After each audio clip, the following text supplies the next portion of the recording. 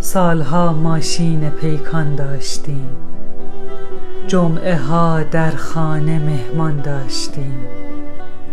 قرمه سبزی بود ماهانه، ولی املت و کوکو فراوان داشتیم. سلس اول، سلس دوم، سلس سه، امتحانات فراوان داشتیم. داخل حمام ما یک تشت بود، در خیال خود ولی وان داشتیم.